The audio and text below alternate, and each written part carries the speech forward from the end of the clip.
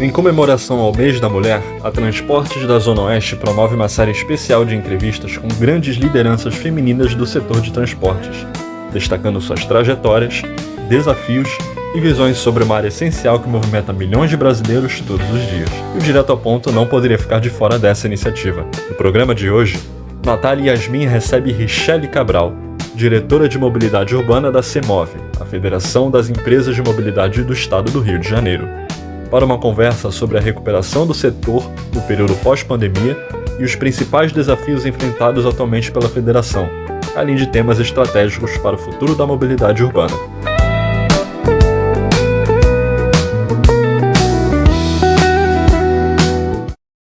Bom dia, Natália. É um prazer estar aqui com vocês, falar no transporte da Zona Oeste. Para mim eu fico muito feliz em falar de mobilidade, em falar um pouco sobre as informações que eu aprendi ao longo desses anos. Esse ano de 2026 eu faço 25 anos de formada em engenharia, e desde o meio da engenharia eu já pensava em transporte, né? Não pensava em mobilidade, porque mobilidade é algo muito novo, né? Tratar a mobilidade como um grande guarda-chuva em que o transporte está dentro, mas eu sempre me encantei com transportes. E por quê? Porque eu tenho certeza de que qualquer coisa que eu fizer, eu mudo a vida das pessoas. Então isso era o que me movia. E me formei em engenharia civil e logo depois fui fazer mestrado em engenharia de transportes, que não existe formação em transportes, mais um mestrado. E desde então, já há 23 anos, eu trabalho com engenharia de transportes, que é o que eu amo. O transporte público vem perdendo passageiros ano após ano, para o transporte individual e também para os outros serviços. Na sua opinião, qual a avaliação que tem das principais causas desse movimento e do que pode ser feito para os usuários? Eu acho que é verdade, né? Quando a gente olha os números são impressionantes. Se a gente olhar 10 anos atrás, falar de 2015, onde a gente estava plena economia no Rio de Janeiro, às vésperas das Olimpíadas, e não só Olimpíadas, mas a gente vivia grandes movimentos de grandes eventos, né? A gente teve aqui Jornada Mundial da Juventude, a gente teve Jogos Militares, Copa do Mundo, Olimpíadas, tivemos tantas coisas, e a infraestrutura, né, o investimento em infraestrutura de transportes era muito grande. E naquele momento, não só o investimento, mas a economia nacional, a economia no Rio de Janeiro, grandes obras, então muita gente trabalhando em obra. E aí não esperou nem as Olimpíadas chegarem para que começasse a grande crise, né? O Brasil começou com uma crise em 2015, eu me lembro, a gente, na época que estava trabalhando para as Olimpíadas, a gente faz parte da União Internacional de Transporte Público, que é uma associação internacional que trata transporte público, e eu faço parte, então, há mais de 10 anos dessa entidade, hoje como vice-presidente. E naquele momento a gente comparava tudo que estava acontecendo aqui com o restante do mundo, e a gente estava muito semelhante com o que estava acontecendo. Existia uma capa de uma revista, The Economist, uma revista bem famosa, que mostrava exatamente o Cristo Redentor decolando, que era mostrando o quanto que a nossa economia estava indo, o quanto que a nossa economia estava indo adiante.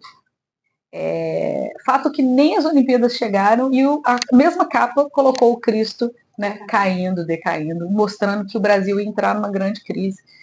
E se a gente pensar o transporte público, ele está muito associado à economia, né? Porque o transporte, ele não é um fim. Mas ninguém, hoje eu vou pegar um ônibus para pegar o ônibus, para me divertir. Não, eu vou pegar um ônibus para me divertir em algum lugar. Então eu preciso dele para chegar na escola, eu preciso dele para chegar no hospital, eu preciso dele para o meu lazer. Então a gente fala que o transporte ele é meio, não é fim por si só. Então, ele sendo meio, a partir do momento que existe uma crise econômica, as pessoas andam menos. Elas têm menos emprego, então ficam desempregadas, e aí não tem dinheiro para pagar o transporte para ir para qualquer outro lugar, ou mesmo procurar um outro emprego. As pessoas fazem menos lazer, porque não tem dificuldades. E pouco antes da Olimpíada isso começou. O Rio de Janeiro, um pouquinho depois do Brasil, por causa das obras, ainda estavam encerrando as obras. Fato é que em 2015 a gente estava no auge do número de passageiros que a gente transportava. E o que mudou de lá para cá? Além da crise econômica, que começou em 17, 18, tivemos uma pandemia no meio do caminho.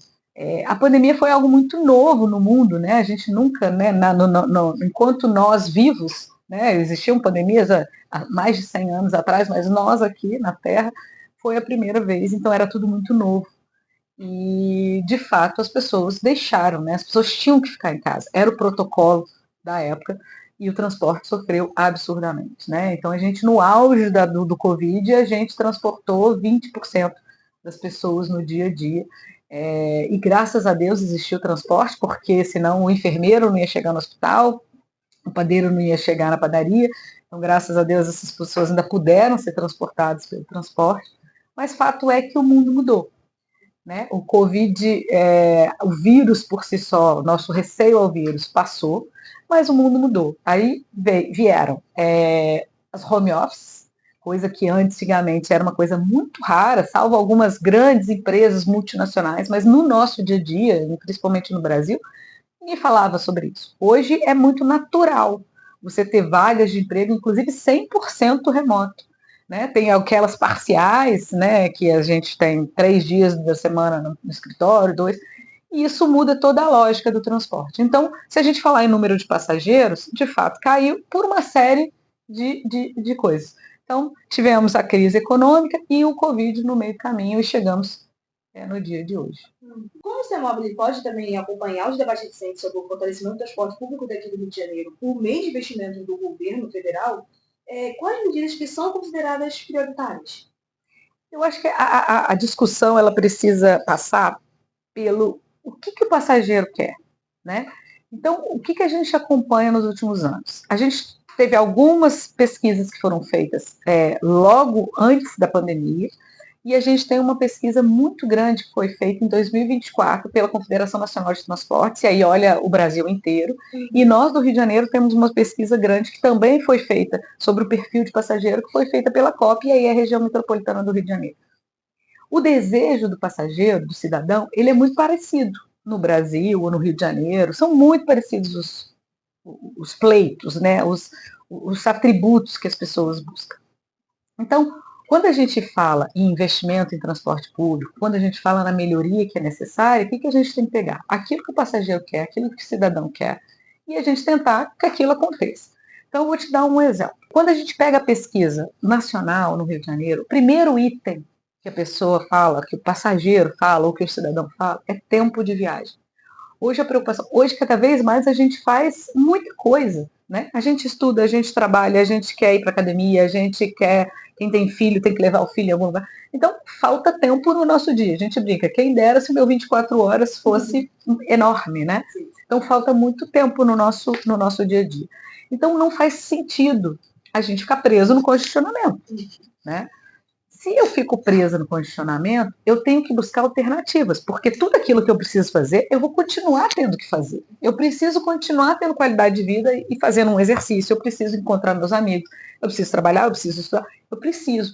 Então, como é que eu faço? Eu busco alternativas, né? Então, hoje, o que a gente fala? O sistema de transporte público, ele melhorar e que as pessoas voltem, né? A gente estava falando exatamente da perda de passageiros, né? A perda da atratividade.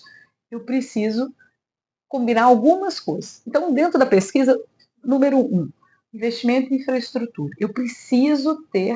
O ônibus precisa ter prioridade em relação ao resto. Porque se eu tenho uma faixa exclusiva, um corredor exclusivo, eu consigo prever a minha viagem. Porque o grande problema hoje que a gente tem é assim, eu posso levar 2 horas, eu posso levar 1h30, eu posso levar 3 horas, dependendo do que acontecer. Então, isso é muito ruim, porque eu crio uma certa ansiedade, eu tenho que cada vez acordar mais cedo, porque eu não sei quanto tempo eu vou levar. Independente de ser cheio ou não ser cheio, a primeira coisa que eles querem é tempo. Então, se eu tenho um corredor exclusivo, ou uma faixa exclusiva que seja, eu sei que eu vou levar tanto tempo, porque independente do congestionamento, eu consigo usar. E não só o investimento em infraestrutura, a gente sempre fala aqui na CEMOB, não existe uma única coisa que pode ser feita para que esse cidadão volte para o sistema de ônibus. A gente fala que são uma série de coisas, a gente brinca que é um grande combo. Né? Esse combo precisa junto. Então, assim, dentro do combo, não adianta eu comprar só o refrigerante ou só o sanduíche. Não, eu quero o sanduíche, eu quero a batata e eu quero o refrigerante. Então, dentro desse combo, a gente fala. Então, a primeira coisa, que é aquilo que a gente falou, tempo de viagem. Tempo de viagem me dá previsibilidade, ou seja, eu vou levar tanto tempo para chegar de um lugar para o outro. Segunda coisa, preço. Né? A gente fala hoje, o que acontece com o transporte? Cada vez mais as pessoas querem um melhor sistema. Eu quero um ônibus novo, eu quero um ônibus que não esteja cheio, eu quero um ônibus em cada tempo, tanto em tempo, tanto e tanto tempo, eu não quero esperar, eu quero uma informação fidedigna. Então, são todas as coisas necessárias para que esse passageiro busque. E para a melhoria da qualidade de vida dele, isso é necessário. Então, dentro do preço, o que acontece? Para que tudo isso funcione, que eu tenho só ônibus novo, com ar-condicionado, o preço, o custo aumenta. Só que hoje a tarifa ela já é cara para quem pode pagar. Só que o preço dela não quer dizer que seja o custo dela. Então, essa diferença, assim acontece no mundo inteiro. No mundo inteiro, não é o passageiro que paga o transporte. Por quê? Porque ele é caro. E para ter qualidade, ele é muito caro. Então, normalmente, é a sociedade que paga. Se a gente pensar num hospital público, se a gente pensar numa escola pública, quem paga é a sociedade, não é o aluno. O aluno da escola pública, ele não paga a escola pública. Ela é de graça? Não, ela custa, porque eu tenho que pagar professor, eu tenho que pagar luz, eu tenho que pagar infraestrutura. Alguém está pagando aquela conta. Quem? A sociedade, a gente, através de impostos, através de todas as coisas. E o transporte, ele é tão essencial quanto a educação e a saúde. Então, ele tem que ser pago como? Não, por quem usa? Não, ele tem que ser pago pela sociedade. E aí, como isso? Vindo o subsídio do governo, o governo paga parte dessa tarifa. Então, o governo pode exigir carro novo, carro com ar-condicionado. Custa quanto? Custa R$ 12 por passageiro. Tá bom, o passageiro vai pagar 4, o passageiro vai pagar nada, o passageiro vai pagar 5, né? Agora, ele custa 12, ele não custa 5. Então, o grande problema hoje no Brasil, que é diferente dos outros lugares do mundo, a tarifa foi aumentando, então ela custa 7, ela custa 8, e o governo falou, pô, mas os passageiros não podem pagar isso. Mas aí ele também não pagava. Então, o que acontecia? Menos receita. A primeira coisa que passa, porque ele tem que pagar diesel, porque senão ele não roda. Ele tem que pagar funcionário, porque ele não roda. O que ele deixa de pagar? Deixa de renovar a frota, deixa de pagar imposto. Então vira uma grande bola de neve, porque fica assim, um engana, né? Então esse é o grande, eu acho que a gente precisa, dentro de tudo aquilo que a gente vê para o transporte público, é trabalhar nesse grande combo para que as pessoas de fato voltem para o sistema. Com isso, a nossa tarifa zero ganhou muita força em diversas cidades do país, principalmente aqui também do estado do Rio de Janeiro. Na sua visão, e principalmente na visão do CEMOV, o modelo é sustentável e quais impactos teriam financeiros e operacionais dentro desse Bem, a tarifa zero está muito em voga nesse momento, né? A gente vai passar por um período eleitoral agora, tanto para nível governo estadual quanto a nível federal, e essa tarifa zero está na pauta. E ela está na pauta exatamente por tudo isso que a gente vem vivendo, né? Aquilo que a gente acabou de falar. Ele custa muito. Então, o tarifa zero, e hoje está sendo estudado para isso, ele é uma tarifa até zero. Por quê? Porque pode custar muito pouco, mas custar alguma coisa. Então, eu acho que é uma conta assim, quanto que se tem do governo federal, porque os entes federativos, governo federal, governo estadual, governo municipal, eles precisam estar juntos, porque cada um vai ter que pagar um pedacinho. Não vai poder vir só do município ou só dessa, porque não é sustentável. Mas se vier dos 3 entes, essa tarifa pode ser a mais barata possível e até zero. Então, isso faz o que a gente sempre fala do tarifa zero, que a gente, enfim, concorda dentro de uma política de tarifa zero, de tarifa muito barata, é que ela sozinha, quando a gente olha a pesquisa, ela sozinha não atrai passageiro. Não é só isso que vai trazer o passageiro para o sistema. Então, claro que a tarifa zero ou a tarifa barata, ela atrai mais pessoas, mas se o ônibus for velho, se ele ficar parado no congestionamento, ele vai continuar buscando outras soluções, porque não vai ser solução para ele.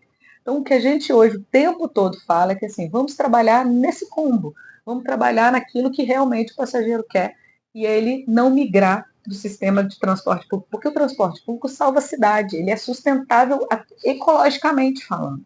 Né? Se a gente pensar um ônibus com 70 pessoas, ele polui 8 vezes menos do que um carro de passeio, e polui 12 vezes menos do que uma moto. Então não é só uma questão de espaço, né? A gente sabe que a cidade ela não constrói viaduto um por cima do outro todos os anos e todos os dias. Mas a gente precisa tirar as pessoas do automóvel e da motocicleta. A segurança do transporte público é uma preocupação muito grande, né? Como que se dá a colaboração da federação com os órgãos de segurança para combater a violência do ônibus? E como poderia também comentar iniciativas sobre o programa Ônibus em Chamas? Então, nós temos uma parceria muito longa com o governo do estado num primeiro momento, informando aonde que assaltos são feitos, aonde que os incêndios são feitos, algum contato dentro do próprio CICC, Centro Integrado de Comando e Controle, para que a gente tenha as informações prévias de onde vai acontecer algum tipo de coisa, para que a gente possa se preparar. Mas um convênio recente de 2, 3 anos, a gente fez com o ISP, que é o Instituto de Segurança Pública do Estado, onde tem todas as estatísticas do nosso setor. Nesse momento que a gente tem o ISP, nós temos uma ferramenta que chama SAF, que é Segurança no Atendimento à Frota, em Emergência. Esse programa, ele é um programa de geoprocessamento, ou seja, com a localização real de todos os itinerários das linhas, e aí, em caso de ocorrência de qualquer tipo de emergência, assalto, incêndio, depredação, o operador da empresa, ele entra no sistema SAF, ele cadastra onde ocorreu o assalto, aonde foi, aonde que o meliante subiu, aonde ele desceu, em que linha que foi. Então, isso cria uma grande mancha de informação, mancha criminal, e hoje o ISP, através da ferramenta SAF, ele consegue também ter essas informações, a gente repassa para eles, e os batalhões eles estão tendo acesso ao SAF para também ter em tempo real essa informação. Então, hoje a federação tem toda essa contribuição com essas parcerias para que a gente possa, enfim, reduzir o número de assaltos. Em caso de algum ponto específico, alguma via específica que está ocorrendo muito, a gente tem os contatos com as delegacias locais e a gente tem trabalhado, porque a gente sabe, dentro de todos aqueles atributos que o passageiro quer, a segurança pública está entre os 5 que ele deseja. E que ações que poderiam ser adotadas para reposicionar o ônibus como alternativa de segura, moderna e sustentável? Eu acho que as perguntas elas se encadeiam, né? Eu acho que tudo aquilo que a gente falou, hoje o que o cidadão quer? Qualidade. Ele quer qualidade, ele quer tempo de viagem e ele quer um preço justo e barato. Então, se a gente trabalhar nesses 3 entes, o cidadão automaticamente começa a vir para o setor. Hoje a gente está vendo no Brasil um fenômeno impressionante que é o da moto, né? O mototáxi, o moto Uber, né? A gente tem modelos aqui, fotos, eu presenciei mesmo na semana passada, as pessoas marcam no ponto de ônibus para o mototáxi pegá-lo, porque é um ponto de referência. E a COP fez uma pesquisa no ano passado que mostrou 90% de todos os acidentes das pessoas da ortopedia que chegam no Lourenço Jorge, por exemplo, são acidentados de moto. Então, a moto, ela tem vários fatores. Ela polui muito mais. Ela tem um problema de segurança e de acidente absurdo, que a gente sabe, né? Eu acho que a gente que anda pela cidade, a gente vê todos os dias, né? Ou a pessoa já caiu, ou no meu caso, eu já vi caindo naquele momento. E, além de tudo, é inseguro. As pessoas precisam entender que aquilo pode levar à morte, pode levar... Agora, o que ela está buscando na moto? Ela está buscando tempo de viagem. Então, ela busca chegar mais rápido. Então, nada melhor do que a gente colocar um veículo mais seguro, que você dentro do ônibus você está mais seguro. Como que você vai competir? Né? Você vai competir dando todos os atributos que a moto... E a moto só te dá um atributo, porque todos os outros são péssimos, mas ele te dá tempo de viagem. Né? Ele é mais rápido. Então é isso que a gente precisa trabalhar. E aí nós da CEMOD, a gente trabalha diuturnamente para convencer prefeitos, governadores de que a gente precisa priorizar o transporte público. E para finalizar, estamos também no mês da mulher e também dos principais desafios é a participação feminina do setor. Como a CEMOD pensa no incentivo da ampliação da participação nos seus transportes, como que, especialmente em cargos de liderança e operação, como que possa também expandir? Eu acho que a gente já evoluiu bastante, mas muito pouco perto do que ainda precisa. Né? Então, se a gente olhar o setor de transportes há 20, 30 anos atrás, não existia nenhuma mulher. Né? Quando a gente olha 30 anos agora, a gente já tem motoristas mulheres, a gente já tem empresárias mulheres, a gente tem gerentes mulheres. Então, eu acho que a gente andou um pouquinho para frente. Esses passos são muito lentos, né? Está acontecendo muito aos pouquinhos. Eu fui convidada pela NTU, que é a Associação Nacional de Transportes Públicos, para coordenar um núcleo que chama NTU Mulher, que é exatamente nesse momento, foi lançado agora em agosto, na feira da NTU. E qual é o nosso objetivo para 2026? É que a gente possa saber exatamente qual o número de mulheres que nós temos no setor. Porque aí, a partir do momento desse censo que a gente vai fazer, a gente vai criar os nossos desafios. Então, a gente tem desafio desde conselho de empresas, para ter uma participação mais feminina, mas também que tenhamos mulheres na manutenção, tenhamos mais mulheres, porque todas essas profissionais, quando elas estão na garagem, elas são muito elogiadas. Né? As motoristas mulheres são muito elogiadas, porque elas são super responsáveis, elas dirigem com mais cuidado, elas cuidam mais, porque a gente tem que pensar, imagina o preço de um ônibus que está na mão dessa pessoa, do motorista, da motorista. Então, é trabalhar ao longo de 26 como que a gente pode receber essas mulheres e ter mais mulheres para trabalhar. Então, eu como mulher e como mãe de uma mulher, eu fico muito feliz de que as coisas estão mudando. Né? E estão mudando de igual para igual. Eu acho que a grande dificuldade, às vezes, é nós mulheres aceitarmos que a gente pode estar aonde a gente quiser. Né? Então, quando você abre lá uma vaga, contrata-se motorista, automaticamente na nossa cabeça, a gente acha que é motorista homem. Então, o que nós estamos fazendo agora? Contrata-se motoristas homens e mulheres, que é para nós mulheres sabermos que a gente é bem-vindo ali, que aquela vaga também é para a gente. E a partir daí, temos mulheres pedreiras, temos mulheres na manutenção, temos mulheres em posto de gasolina, né? Então, são lugares onde a gente quer estar e em qualquer lugar que seja.